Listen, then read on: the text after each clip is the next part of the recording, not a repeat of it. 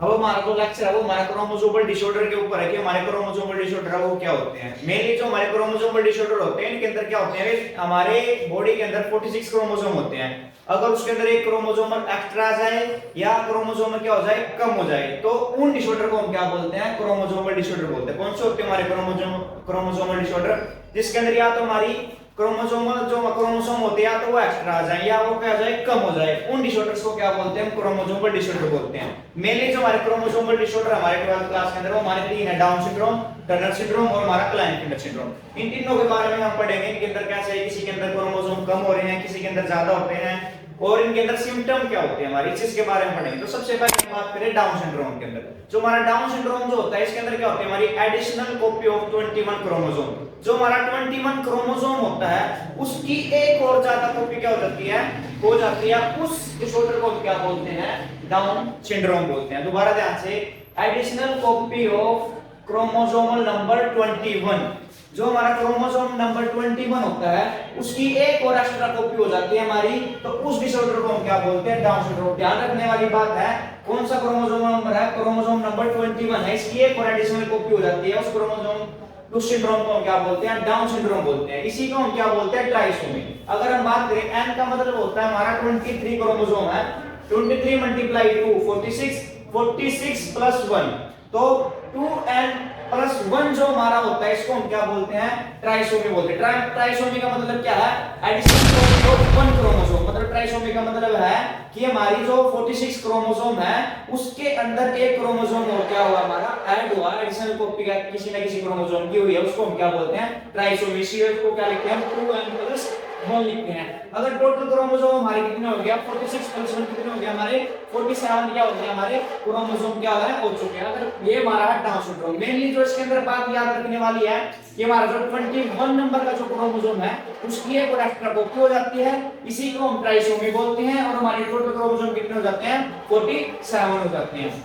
अब जो इसके जो सिम्टम है, इसके जो सिम्टम होते हैं हमारे डाउन सिंड्रोम के, partially open mouth, palm is broad और मेंटल डेवलपमेंट, ये जो तीनों हमारे सिम्टम है किसके हैं, हमारे डाउन सिंड्रोम के हैं। तो हमारा जो सेकंड है वो हमारा टर्नर सिंड्रोम क्या होता है, इसके अंदर क्या होता है, एक जो हमारा एक्स क्रोमोसोम जो होता है वो क्या होता है, अब्सेंस होता है, अब्सेंस ऑफ 1 एक्स क्रोमोसोम। उसके अंदर तो एक एडिशनल कॉपी हो रही थी हमारे 21 क्रोमोसोम की, पर इसके अंदर क्या हो रहा है, एक एक्स क्रोमोसोम की क्या हो रही है, कमी हो रही है। जब एक एक्स क्रोमोसोम की कमी हो रही है तो इसको हम क्या बोलते हैं, मोनोसोमी। मोनोसोमी क्या होता है, अब्सेंस ऑफ 1 क्रोमोसोम। कोई भी हमारा क्रोमोसोम अगर अब्सेंस हो गया उसको हम क्या बोलेंगे, मोनोसोमी। इसको कैसे हम लिखेंगे, 2n माइनस 1 लिखेंगे। जो हमारा ट्राइसोमी इसको हम कैसे लिख रहे थे, 2n प्लस 1। अगर हम मोनोसोमी की बात करें, मोनोसोमी क्या है, 2n माइनस 1 की 46 माइनस 1, तो हमारे टोटल क्रोमोसोम हमारे कितने हो गए, हमारे 45। अगर इसकी जीनोटाइप की बात करें, जीनोटाइप हमारा क्या है, एक्स ओ जीनोटाइप। पिछली बार जो क्वेश्चन पूछा गया था वो ऐसे पूछा गया कि जो एक्स ओ जीनोटाइप है वो हमारे कौन से डिसऑर्डर के अंदर आता है, वो हमारा कौन सा हमारा डिसऑर्डर है, टर्नर सिंड्रोम। ध्यान रखना, टर्नर सिंड्रोम के अंदर क्या है, एक एक्स क्रोमोसोम की क्या हो रही है, कमी हो रही है, 45 क्रोमोसोम है, जीनोटाइप जो हमारा XO है, और जो हमारी मोनोसोम है 2n-1 है। अगर टर्नर सिंड्रोम के सिम्टम की बात करें तो क्या इसके अंदर जो फीमेल होती है वो क्या होती है, स्टीराइल होती है, मतलब कि जो उनकी ओवेरी होती है वो क्या होती है, रूडिमेंट्री होती है, और इसके अंदर lack of secondary sexual character. तो फीमेल के अंदर सेकेंडरी सेक्सुअल जो कैरेक्टर होता है उसकी क्या होती है, कमी होती है। पुअर डेवलपमेंट ऑफ ब्रेस्टिस, जो ब्रेस्टिस की जो डेवलपमेंट होती है वो क्या होती है, पुअर होती है। मेनली जो हमारा टर्नर सिंड्रोम है ये किसके अंदर होती है, हमारी फीमेल के अंदर क्या होती है, ये जो डिसऑर्डर होता है किसके अंदर होता है, फीमेल के अंदर होता है मेनली, अगर इसकी बात करें। ठीक है, तो अगला जो हमारा नेक्स्ट है वो क्या, हमारा क्लाइंफिंगर सिंड्रोम। इसके अंदर क्या होता है, additional copy of x chromosome. इसके अंदर क्या है, हमारी एक और कॉपी हो जाती है, हमारी एडिशनल क्रोमोसोम की कॉपी हो जाती है, किसकी, एक्स क्रोमोसोम की क्या हो जाती है, एक्स्ट्रा कॉपी हो जाती है हमारी।